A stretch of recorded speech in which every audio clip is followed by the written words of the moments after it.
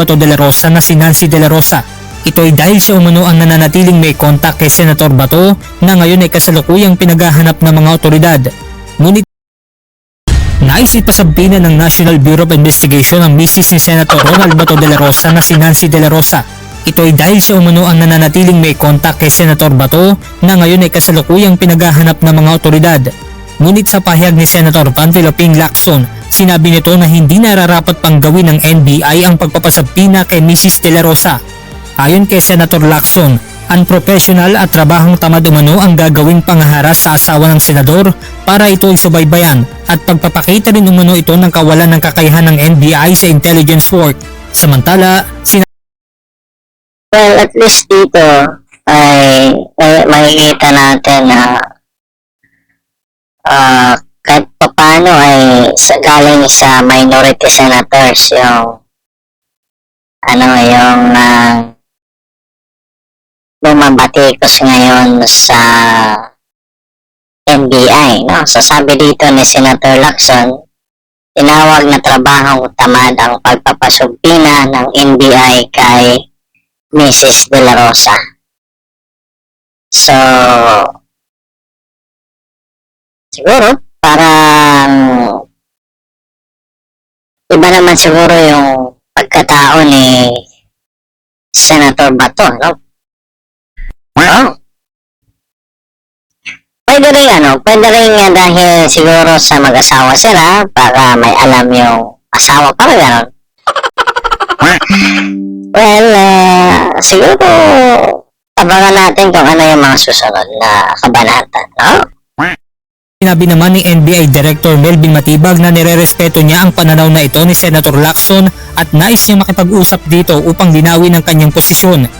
Tugon pa ng NBI Director, ang pagsasaalang-alang na isabpina si Mrs. de la Rosa ay walang kinalaman sa paghahanap kay Senator Bato, kundi nais silang bigyan linaw ang nangyaring gulo sa Senado na kung saan ginamit umano ito bilang daan para makatakas si Senator de la Rosa. Dagdag pa ni Director Matibag, kung tamaan niya ang impormasyon na iyon ay maituturing niya ito na seryosong tanong kung kaya't ito ang nais malaman ng NBI. Benedict Samson, humahataw sa balita ngayon.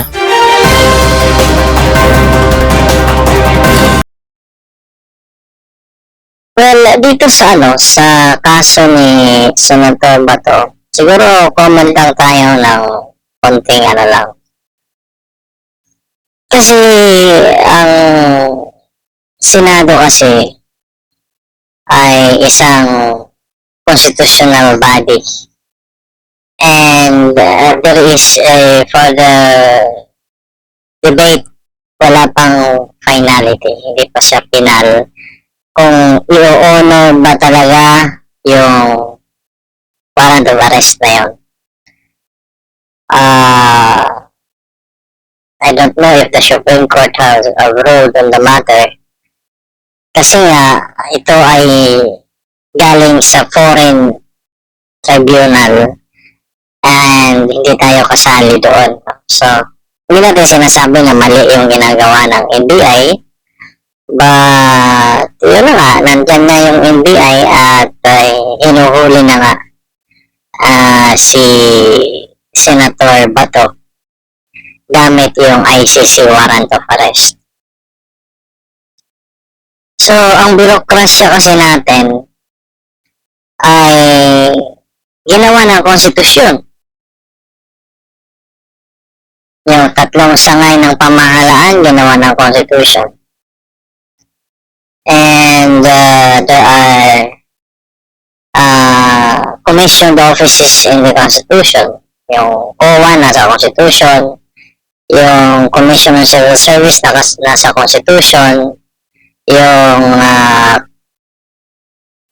Commission on Election nasa constitution. So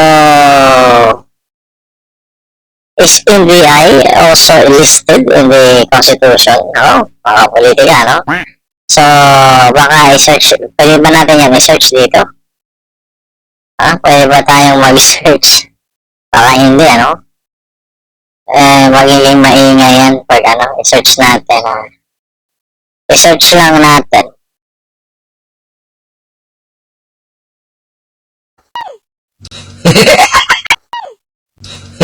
Ah.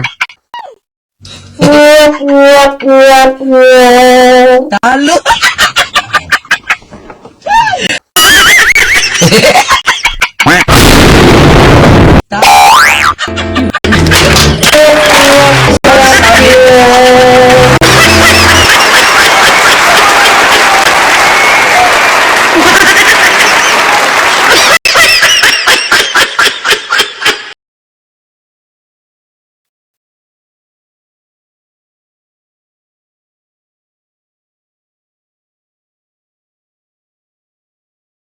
Yan po, yung ano pala NBI, hindi siya ginawa ng Constitution, pero siya ay ginawa ng legislative branch of the government, no? So, it is Republic Act number 157 at pinamyendahan yan and it operates as an attached agency under the executive branch. Sa executive branch, specifically under the Department of Justice, no? Yung NBI.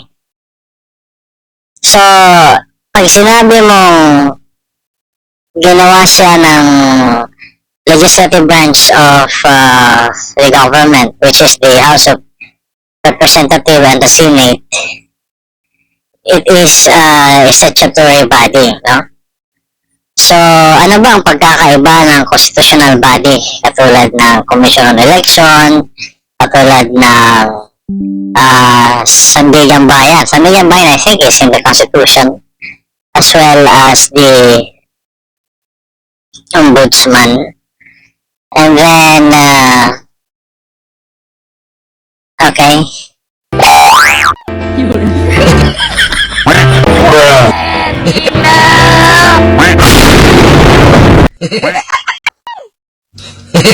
Okay, ano lang natin.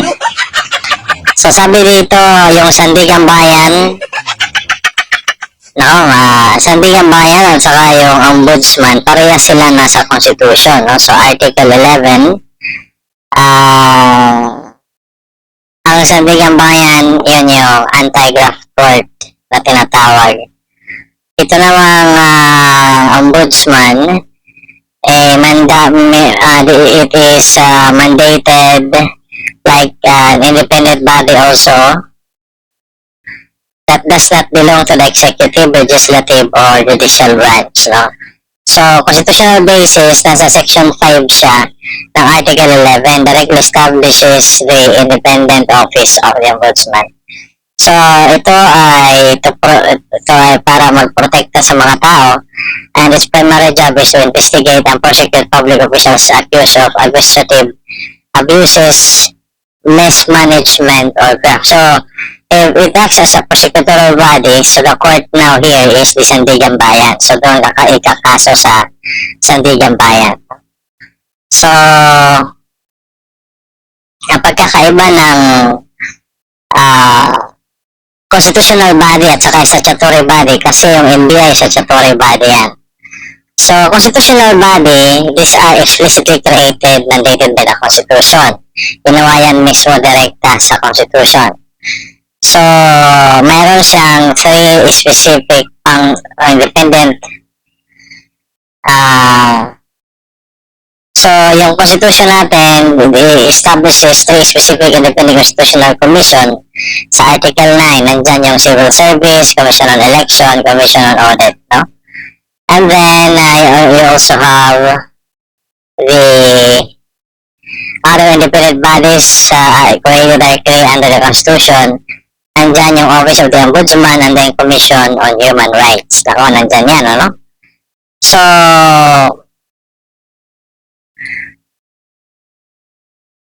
ayan. So, what's the difference between the two?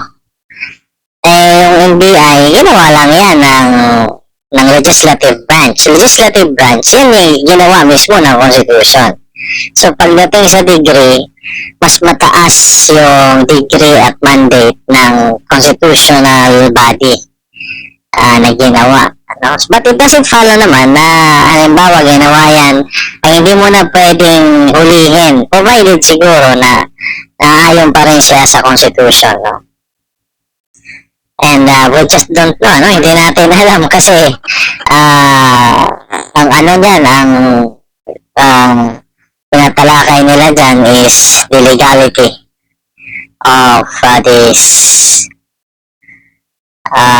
ICC warrant of arrest. So, some na mga mambabatas ay katulad yata ni Congresswoman Laila de Lima, no? Ay sabi nga yata ng ilan na ito daw ay pwedeng gamitin, citing the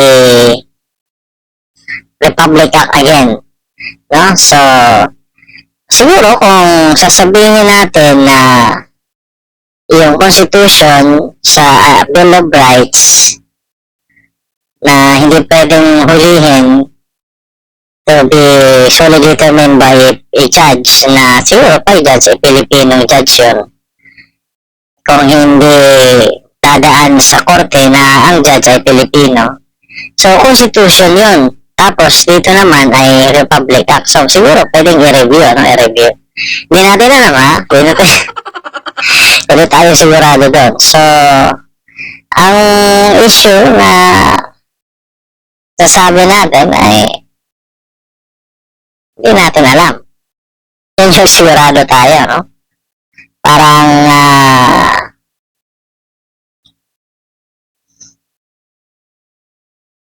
pag pinahuli mo na kasi, ibig sabihin talagang it is confirmed, may basihan. No? Yun nga lang, it cannot be final kasi although iniutos na sa kanila yan, ay mayroong apilan sa Supreme Court, no? But sad to say, yung unang ni Senator Bato ay dinina yata ng Supreme Court. No? We just don't know what's the reason.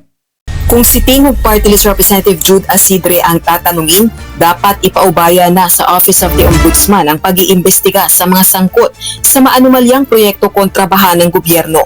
Kaya nagtataka ito sa timing ng pagbuo ng isang subcommittee ng Senate Blue Ribbon para ipagpatuloy ang mga pagdinig kaugnay ng katiwalian sa flood control projects. Tanong ng kongresista, bakit pinipilit na gawin ito ngayon sa gitna ng napipintong pagsimula ng impeachment trial kay Vice President Sara Duterte? The process of searching for accountability. Baka ang punto dito ni Congressman John Asidre ng Tingog ay malilihis yung atensyon ng taong bayan. But siguro yung iba kasi dyan, I don't know kasi kung pagbabatayan mo yung mga survey ngayon, mataas yung ni BP Sara. So siguro yung mas nakakaraming taong bayan gusto nilang mauna yata or isabay. Isasabay? yung bisita dyan sa flood control, which tinututulan naman ang mga ilan na yun nga, makakaagaw yan ng atensyon. Siguro ang tanong ng iba dyan matagal na yan nauudlot, hindi matatapos, no? Totoo ba yun? Baka hindi naman, no? Pero sabi ng iba, dapat tapusin daw muna no? Pero siyempre, makakaagaw daw yan ang atensyon sa impeachment. Pero, at the end of the day, the Senate is an independent body. Sila naman ang bahala doon, no? So, bahala na sila doon basta tayo ay mag-aabang-abang lang kung anong mangyayari. Kasi kung ano man yung mangyayari, hindi nangyayari yun. Kaya, relax lang tayo kasi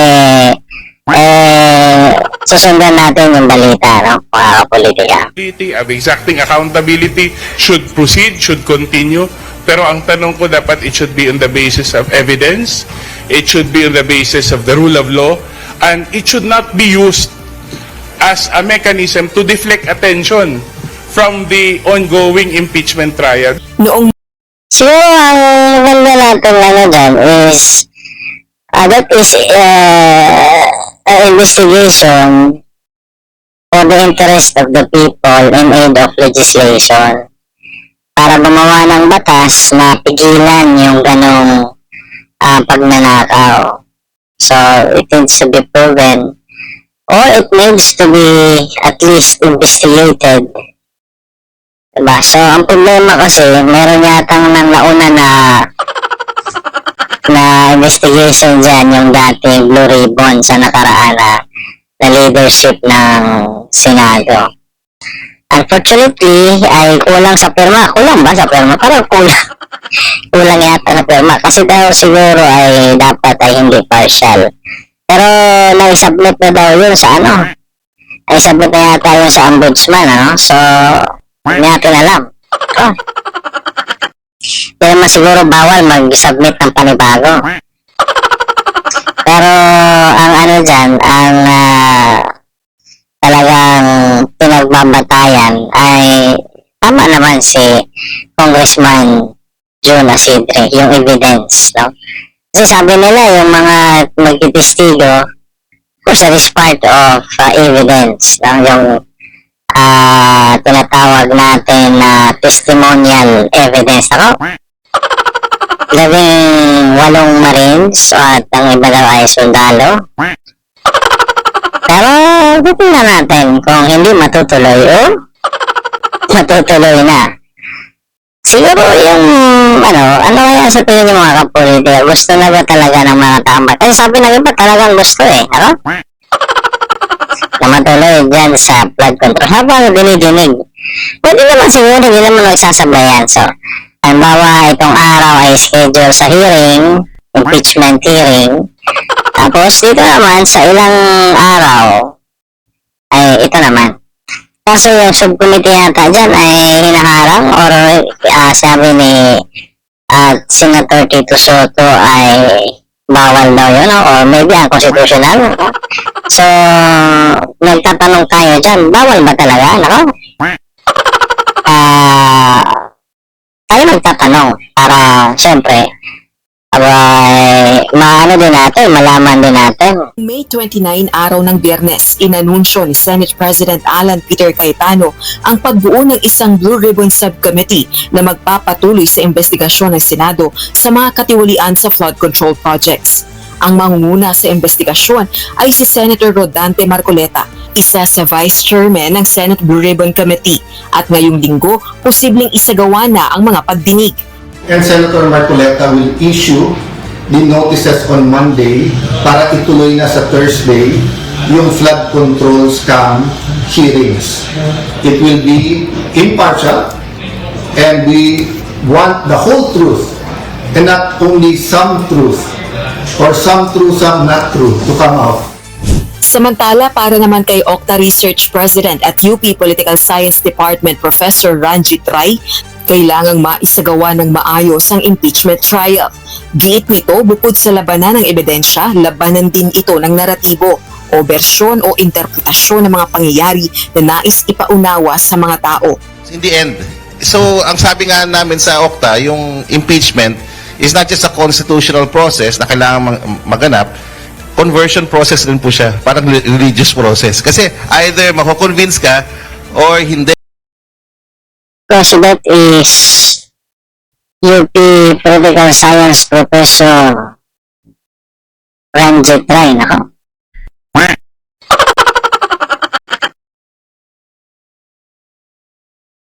May yan, may proseso yan. Nasa Senate rules. So, sigurado yun. Sigurado yun, So, no doubt about that siguro, Siguro din, hindi natin nasisiguro kaya sinisiguro ba lang iba? Yung kasi dyan, yung proseso is nasa mabuting mga kamay ba? Nasa mabuting na pangangalaga ng rules ng Senate. So, gusto nga nila dyan baguhin, di ba, na makaboto yung wala. Pwede sa lang sa teleconferencing ba yun,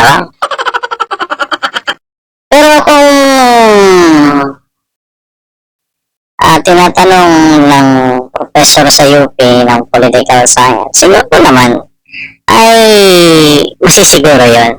Kung sigurado yung pakinggan natin para masigurado natin.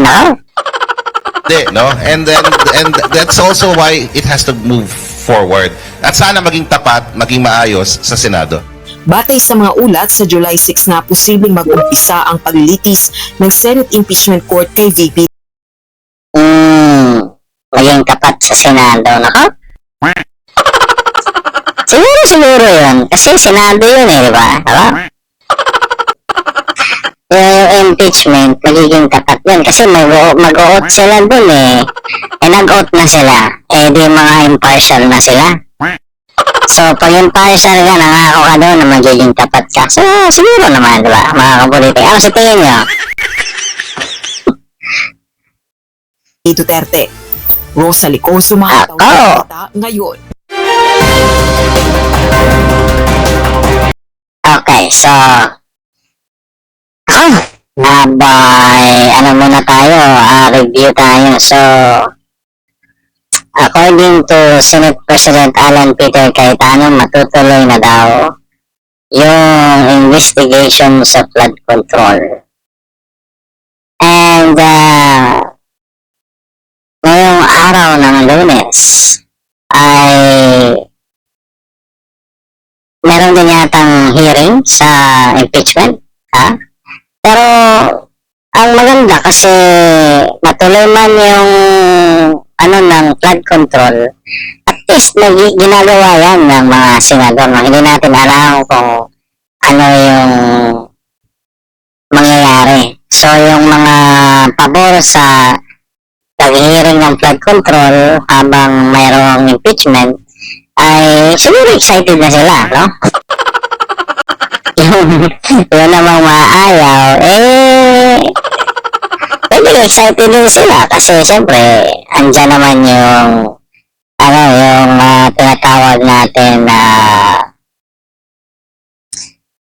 impeachment, nandyan naman yung impeachment. So, di ba, okay lang siguro na kahit paano ay mayroon din tayong impeachment, Kaya lang, may mga nalulungkot kung matutuloy yung flood control. So, kayo mga kapolitika, ano sa tingin nyo?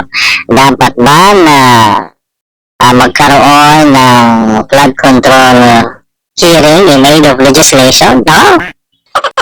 At saka, habang dinidinig naman yung kaso ng BP sa impeachment proceedings. So, pag hindi naman yan araw-araw siguro, So, siguro yung point. Pag walang hearing sa araw na yon, ay pwede sigurong mag-conduct ng hearing sa flood control. So, yung pinaplano ng subcommittee. Or siguro, baka hindi pwedeng isabay yung subcommittee sa impeachment. Kasi sa impeachment, dapat nandun lahat yung senador kasi mga judge sila lahat So, siguro mahanap lang sila ng araw na walang impeachment hearing. So, hindi naman siguro araw-araw yung hearing, Depende, nakadepende yan sa mga senador. Sila yung, maraming mga balita, maraming mga anticipation. In fact, meron pa tayo dito, sunod pa ba natin to? Pero, the management said na okay lang daw kahit hindi ako umabot ng 30, So, ang oras talaga natin is 30 to 35 minutes as long as na natin yung main source video natin. Pero ba tayo dito pero natin itong isa lang, pero ito international Sige, Pero hindi ito yung featured video natin. Na lang natin ito isabay. Baka may comment tayo mamaya na may kinalaman sa konsepto ng politika. Muling nagpalitan ng batikos ang Japan at China kaugnay ng kakayahang pangmilitar ng dalawang bansa. Sa talumpati ni Japanese Defense Minister Shinjiro Koizumi, tinutulan nito ang mga paratang ng Beijing na ang Japan ay muling nagpapakita ng mga katangian ng militarismo na naging sanhi ng mga digmaan noong nakaraang siglo. Nako, parang, ano ba ang nangyari dyan, ako? Ayaw yata ng China, ng Beijing, na magkaroon muli ng military yung Japan, ako? Kasi sa World War II, diba, yung Japan, main player sila sa Axis Force. So, Germany, Italy, at saka yung Japan dito sa Pasipiko. Sila dito yung malakas, yung Japanese Imperial Army. Tumakop sa Pilipinas, no? So, kinalaban nila yung buong mundo, yung Allied Force. Natalo sila, siyempre, kasi 3 bansa lang sila, no? And sinakop ng Japan yung China. Kaya siguro meron silang history pa ng ganyong even in the Philippines. Pero sa Pilipinas yata parang okay na, no? Na may mga ano na tayo. So, tuloy na lang natin tong balita.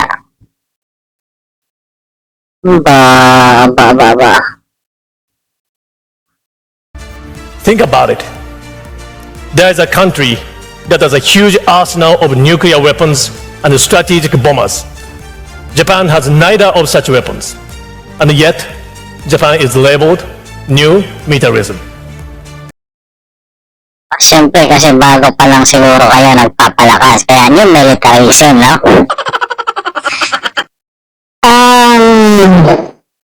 Hindi natin alam, no? Bakit yung mga bansa ay nag-uunahan sila sa mga armas. Siguro depensa sa kanilang mga teritoryo. Yung geographical boundaries na tinatawag. Territorial boundaries. It's very natural, no? Pero yung Japan yata, hindi natin alam kasi marang may batas sila dyan na bawal na silang magpondo yata ng malaki sa military. Pero imposibleng ganun yun siguro. Kasi syempre, estado din sila, diba? And siguro, natatakot din dyan yung China. Hindi natin alam kung talagang kasi syempre, yung Japan, nasa tuktok na ng teknolohiya yung kanilang bansa. They have electronic industries, robotics na nga yung Japan, Baka yung nila dyan, baka yung mga military nila dyan ay mga robot, no? Baka sa sobrang high-tech ng kanilang technology, ay kung magpapalakas sila ng kanilang militar, baka may mga robot na maging kasali sa kanilang hanay ng mga sundalo o military forces. Ako, mga kapolitika. So, ito yung pinakamaikli nating we are on a regular edition sa ating season 2. So, siguro na lang. Kwentuhan ko na lang tayo siguro, no? Tuloy muna natin yung balita. Isn't it strange? Ayon kay Koizumi, hindi makatarungan ang pagbansag sa Japan bilang bagong militaristang bansa, gayong wala ito ni isang nuclear weapon o strategic bomber kumpara sa ilang super. So, wala sila kasi parang bawal nila yan. Pero kung gugustuhin ng Japan, pwede naman sila dun, siyempre, matagal na rin sila, wala. Siguro na rin sila. Namimiss na nila yung mga weapon. Yung gusto na rin nila magka-nuclear armament ba?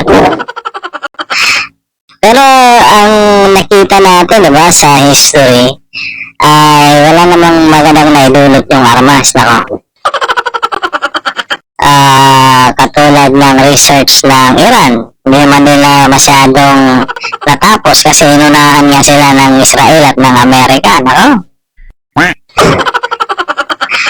Pero yan, nako, mga kapolitika, no? So, tuloy na lang natin kasi sakto na rin yung oras natin. Power sa rehiyon. Iginiit din niya na mula nang matapos ang World War II, nananatiling nakatuon ang Japan sa paggalang sa international law at pagpapanatili ng kaayusan sa daigdig. Since the grabe kasi yung nangyari din sa Japan. Although nanakop sila ng mga bansa, pero nung ginera sila ng Estados Unidos, yung inatake yung kanilang bansa, yung Nagasaki at saka yung Osaka, ng atomic bomb, So, yung atomic bomb, it's not yet a kind of nuclear weapon, but atomic bomb is one of a weapon of mass destruction na parang ipinagbabawal na yan sa United Nations. Isa sa mga batas, isa sa mga treaties, international law, na bawal na magkaroon ng weapon of mass destruction. But interestingly, there are members of the United Nations and even in the Security Council na mayroong nuclear arsenals, and according to Japan, the strategic bombers like the US, China, Russia. So these are superpower states that is member also of the United Nations. Siguro sila pwede kasi sila ay member ng Security Council, okay lang. So, parang unfair, pero wala magagawa ganun talaga hindi naman pwede lahat ay mayaman. Hindi naman pwede lahat ay maganda. Hindi naman pwede lahat ay wap. Sa mundo daw, may mga pangit, may maganda, may mahirap, may mayaman. Parang ganun. Ayaw ba kayo doon, mga politika? Yung tinatawag na utopian state ng communism ni Karl Marx is somewhat impossible daw yun, yung pagkakapantay-pantay ng mga tao. It's very important to notice na hindi daw yun pwede. Kahit nga sa diba, yung total na estado na communist, yung North Korea, meron naman pa rin pala doon mga mas may pabor, na may nakukuhang pabor sa pamumuno ni Kim Jong-un, yung leader ng North Korea, Ako, politika. So, panoorin natin at saka sa mga susunod na pagkakataon, bigla na lang ito mawawala, mga politika. At the end of the Second World War, Japan has consistently respected international law, including the Charter of the United Nations, and has made sincere efforts to maintain and strengthen a free and open international order. Naging mas mainit ang diskurso matapos muling ipahayag ng Japan ang pag-aalala nito patuloy sa paglawak ng militar ng China. Ayon kay Koizumi, nakikita ng Tokyo bilang isang seryosong usapin ang pagtaas ng budget pangdepensa ng China at mga aktibidad ng militar nito sa rehiyon na anila ay hindi transparent sa international community. Sa parehong forum, binatikos ni Major General Meng Xiangqing ang Japan at kinwestiyon kung karapat-dapat ba itong magsalita tungkol sa defense cooperation, gayong hindi pa umano nito ganap na napagtatagumpayan ang pamana ng militarismo mula sa nakaraan. Dumadagdag pa sa tensyon sa pagitan ng China at Japan ang naunang pahayag ni Japanese Prime Minister Sanae Takaichi noong nakaraang taon na maaaring tumugon ng Japan sakaling atakihin ng China ang Taiwan. Hindi naman nagkaroon ng pagkakataon na magkaharap sa pulong ang Japan at China. I am feeling sad that we were unable to have the opportunity to have a meeting this time. But again, we keep the door open to talks. Sa kabila nito, nananatiling bukas ang Japan sa dialogo at komunikasyon sa China at iba pang bansa upang mapanatili ang kapayapaan at katatagan sa rehiyon. I remain committed to communicating with the countries concerned, including China, for the peace and the stability in the region. Alam niyo mga kapolitika, kung mapapansin niyo, ang pagkakampihan ng mga bansang ito ay nakatuon pa rin sa kanilang ideolohiyang pinaniniwalaan. Yung Taiwan kasi, yan yung remnants ng Nationalist Party ni General Chiang Kai-shek ng Red Army na demokrasya yung gobyerno bago yung pamumuno ng komunismo sa China, sa pag-uumpisa ng propaganda ni Chairman Mao Zedong until eventually founded the yung current na Communist Republic of China. So, yung Japan bilang isang demokratikong bansa, no? Kasi dati sila sa yung Japan is of course monarchical, no? And then naging rampe nila yung isang bansa ng forma ng gobyerno sa pamumuno ni Adolf Hitler is yung tinatawag na fascist, no? Yung fascist form of government. And another fascist form of government, kakampi ng kanilang alyansa, yung Axis force, is the government of Italy ni Benito Mussolini during those times in the 1940s. Syempre, yung Japan ngayon ay nag-convert na totally into democratic republican government, being a parliamentary form of government. So, mayroon silang katungkulan na ipagtanggol yung kanilang kabaro, which is yung Taiwan. And Taiwan until now consider themselves as free from the control of China. So, China is maintaining the posture that Taiwan is part of China and it is just a province of China. Yun yung sinasabi ng China dyan. And the Philippines even is maybe have this kind of paradigm on the so-called Alliance of Southeast Asian Nations na mga demokratikong bansa, no? And there are friendly territories or friendly states like you have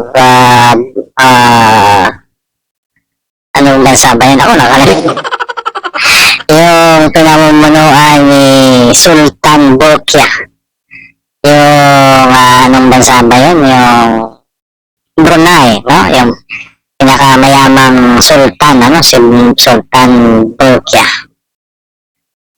So, yan ay kasali sa Southeast Asian Nations, no? Yung samahan. I just forgot really the particular name of the organization.